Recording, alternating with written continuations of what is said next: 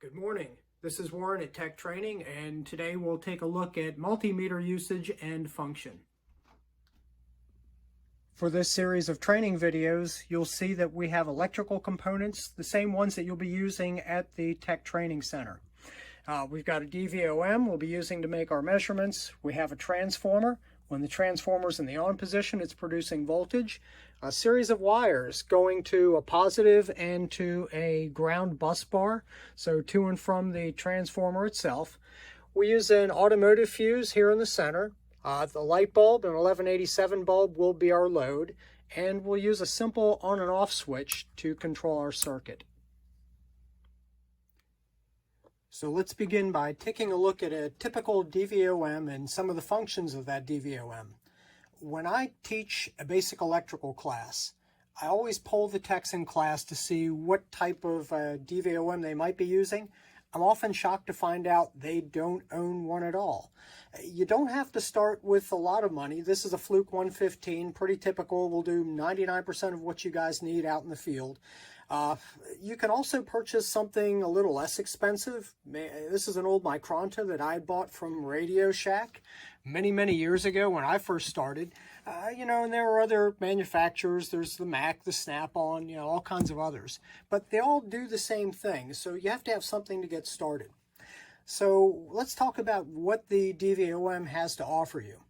A couple of quick things we need to know about. There's a display, there's a setting dial, and then there are some ports at the bottom for your leads.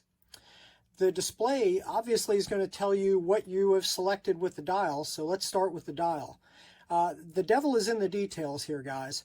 There's voltage, but notice there are two different types of voltage displayed. The first one with the squiggly line or sine wave, that's AC voltage, very rarely used in automotives. DC voltage with the straight line and the dashed lines, that's what we're focusing in on. Notice that there's also an MV or millivolts. This will give you very small measurements down, 1/1000th of a volt. The one after that, the omega symbol, that's used for measuring resistance. There's some sound effects here. There's a diode checker. And then down on the bottom here, where I have A, that stands for amperage. You'll use that to measure your current in a circuit. So when you guys go to make the selection for reading voltage, notice a couple of things here. On the display, it's showing you voltage in DC, and then it's also showing you auto. Many meters have either a manual or an auto function. Let's make life easy. Let's stick with the auto function. It'll do most of what you need to.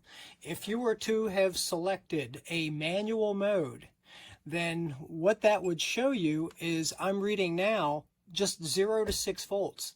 If I need to take a reading across a battery and check my source voltage, it's going to show me OL or over limits. So you need to make sure that the range is correct, and for most of what we're going to do, guys, just go ahead and leave it on automatic.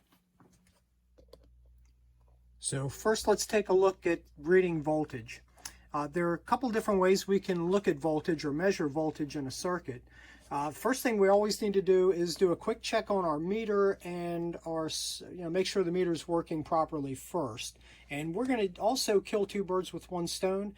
We're going to check source voltage at the same time. So with the meter, in this circuit, I'm using DC voltage. I want to first check my meter and make sure it's working, so I go and I check source voltage right at what would be my battery or whatever I'm using here. In this case, it's a transformer. So I've got a reading of about 13.6 volts. So that's my source voltage. I know the source is good and I know the meter's functioning. Next, we want to take a look at available voltage. Available voltage is simply keeping the ground lead on a known good ground. And we're going to go through the circuit and we're going to follow or chase our voltage as it goes through the circuit. So with the circuit on, got my light bulb up, I can trace from my power source here. I've got about 13 volts, very similar to source. I've got about, I've got 0 here. Let me check my ground. Yep, ground came a little bit loose. All right, recheck that. I got about source voltage here. Source voltage here at my load or my light bulb. And now look at what happens after the bulb. After the bulb, I no longer have voltage. Why is that? Well, the source should always use all the available voltage in the circuit. If I had a poor connection, a loose connection, I probably would have lost the full source voltage somewhere along the line here. Same thing could happen on the ground side, but for right now, just be aware that I should always have source voltage all the way up to my load, and after the load, I should always have about 0 volts. I can check that throughout the rest of the circuit. Okay, so that was the first video on meter usage and available voltage. I hope you got some useful information there. Hopefully you'll come back and watch the second video that I've produced on this series. This one will deal with voltage drop and with voltage drop for diag. All right, so go out there and fix something.